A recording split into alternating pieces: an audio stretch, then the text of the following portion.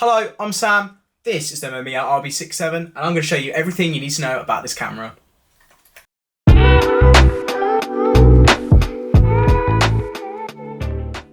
I'm going to start off with a little story about how I got into film photography. So a couple of months ago, 6, 7, 8 months ago, I was at college. I was doing a foundation level in art and design, but I wanted specifically to look at photography. And I had the opportunity to try out some film photography on black and white, on some Kentmere 400, I think it was, Kentmere Pan 400, on a little Nikon F55, 45, I can't remember the specific name. But I really wanted to try out some film photography. I'd done A-level photography, so I was really into it and I really wanted to try out something possibly different.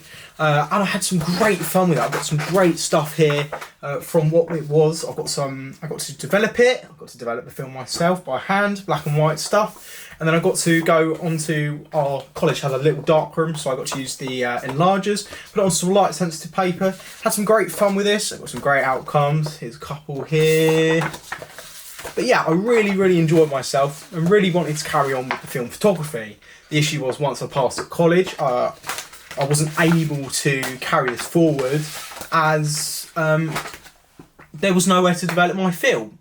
Nowhere to develop my film meant that there was no point me even trying it, and I didn't even have a camera to try it until I got to uni, and I'm currently doing media production at Southampton Solent University. Shout out, beautiful so far. And basically I now have the opportunity, they have a colour development processing big machine, C41 machine I think it's called, develops all the colour film itself, absolutely beautiful.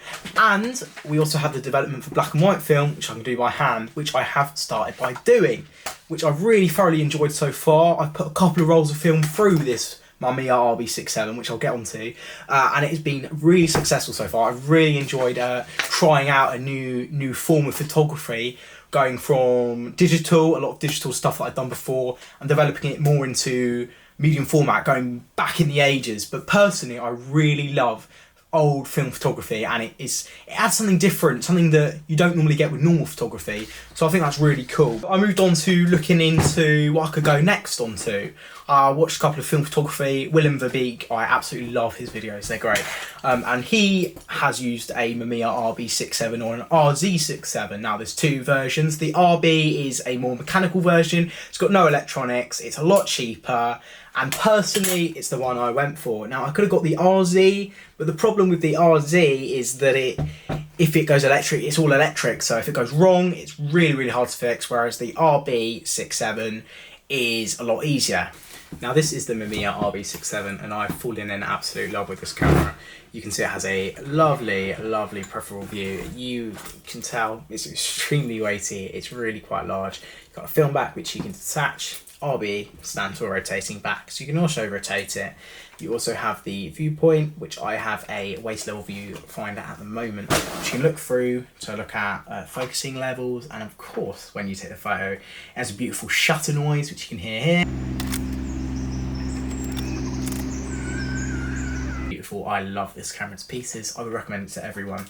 Now you can load film into the back, it's medium format, so it's 120mm film, 6x7. It's beautiful and I've really enjoyed it. You know, each roll has about 10 images on it, so you've got to be really careful when taking photos. Now the art of film photography is being able to find a viewpoint. So I started with digital photography and I would recommend this before going onto film. You kind of need to know how to take the photo, which sounds like a stupid question, but taking a photo is an art in itself. And being able to take a great photo is also an art in itself. So you kind of need to know how to take a photo, which sounds stupid, before getting onto film photography. You need to learn the visual points of photography. It's a rule of thirds. You can look at how lighting affects a photograph. You know, you need to know your settings to set up the camera with this, because with film photography, whatever's written on the film is, so like Kodak Gold 200, you have a set ISO to 200. Now ISO is the sensitivity to light. So you kind of want a lower ISO for a sunnier day, but maybe a higher ISO like the Delta 3200 for a dark, really hard to pick up light day. So that would be perfect for stuff like that, so low light stuff. The thing with a higher ISO means you have more grain in it. ISO, when you push an ISO, you get more grain into the photograph. So if you want a clear photo, you want a lower ISO. just a note to self, of course. So I've had some really good success so far. I've put a couple of rolls through it. I've put a Ilford HPF 400, I think it was called, black and white film through the back of that. That was my first roll. Had one or two good images, had some possible problems, like going on from one shot to the next. It kind of didn't go the whole way around, but I have worked out how to do that. It's a bit of trial and error with film photography. I think analog is a completely different process to digital photography, for example, and it's something that I really love the challenge of. I had some brilliant outcomes from this shoot and some great success. There's this picture I put up of this lamppost. I think it's got really good direction to the image. It's got good depth of field, so you're focused on the street lamp that you can see, and it's also got a good leading line from the pathway into the image. I've also done some Kodak Gold 200. I went to RHS Wisley. For those who don't know, it's a massive gardens. It's got loads of stuff, loads of trees. It's got indoor gardens. It's got cool flowers. And I went on a really nice crisp morning where there was fog. It was beautiful lighting from the golden hour, the hour after sunrise. So that was beautiful. And it really picked up the golden hues onto the Gold 200, which I had used from Kodak. And I've had some really good photos from this. This photo coming up now shows the big garden house from afar. Not sure about the correct colour balance of this photo. I feel like it was underexposed, so I have had to digitally change it, which makes the colours look a bit off. However, we can see the green garden house in the background where all the flowers were kept. We can also see the colours just about kind of the different levels of colours that you get during autumn. Now, I was doing this specific shoot as part of my uni project, which I'm doing as my photography part of the media production at the moment, called Solace, where I'm looking at seasonal change from autumn to winter. So this was during the autumn season, and we can see a couple of the colours that are coming through the images. Now, the next image that I'm going to show you is a beautiful one. It's probably one of my favourites of the shoot, and it's of this bench in the background, some nice lily pads in the foreground. It's got a brilliant focal point onto the white bench. It really stands out when you look at the image. Now, the golden lighting is beautiful on the pond, on the lily pads, and I really like this image. Now, we can see it right now, and you can see how beautiful that lighting really is. It really does shine through. We can see that it's used the rule of thirds compositional technique, so we can see that the bench is in the centre. You have a leading line from the bottom right of the image straight up through into where the bench is, and we can see the lovely foreground of the green colours in the background just before the change from summer into autumn into winter. So this image is really nice, and I think the Kodak Gold is absolutely perfect on this camera for it. We can see the colours are perfect, and it really does add development to a photo. It really shines through. This camera's really good at taking photos specifically from a further viewpoint.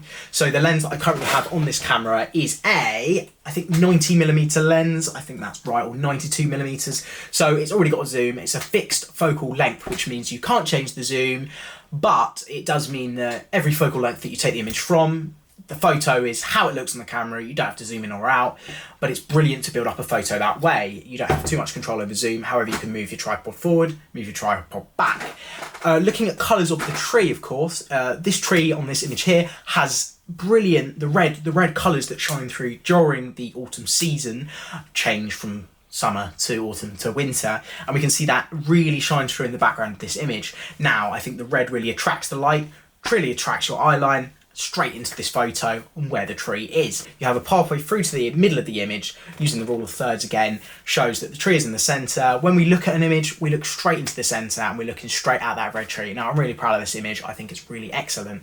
We can see this photo here of the tree. Now, we can see that the tree again has that red tone, that really changing from the summer into the autumn. Now, this is again perfect with Kodak Gold 200. The lighting really does help. But yeah, this was taken right at the start where there's a bit of fog around. It's kind of got a bit of eeriness to it. We can see the reflection in the water of the leaves, and I think it's absolutely perfect. I love this image as well. Now, moving on, we also have this cactus photo. This was taken inside of the big greenhouse where all of the cactuses, all of the more prestigious, could you say, flowers. But yeah, I think the cactus is really cool. I mean, you can see the fuzz, the hot fuzz on it. Maybe not so much to do with my seasonal change, but I wanted to experiment, of course, with more handheld stuff with this camera. It is an absolute beast. It is extremely heavy. As I've said, you definitely need a sturdy tripod. So I wanted to try it freehand. It's extremely hard to use freehand, which is why most of the photographers who've used this use a tripod, because it's much easier to use a tripod. So you've got to have a quick shutter speed if using handheld, and it's extremely heavy. So I would definitely recommend a tripod. But for this image, I did use handheld. I was experimenting with that, of course, and I think this is a brilliant outcome as well.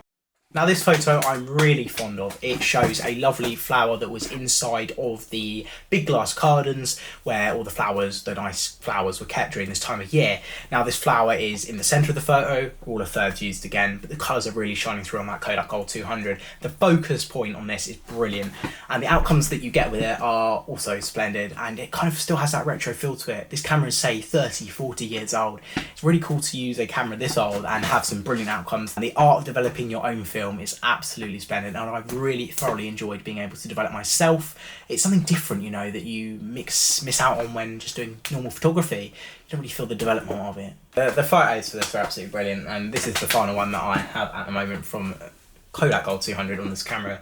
It shows the golf course in the background. You've got the lovely golden glow from the golden hour, rule of thirds again, tree in the middle from the seasonal change from autumn to winter. It's beautiful, and I'm really proud of these images, and I think this camera is absolutely brilliant. I love it to pieces, and I would recommend it to absolutely everyone. It's beautiful, it's lovely, it's amazing. And yeah, that's pretty much everything. So thank you for watching. Like, subscribe, comment, all that pajazzle, and hopefully I'll see you in the next one. Thank you.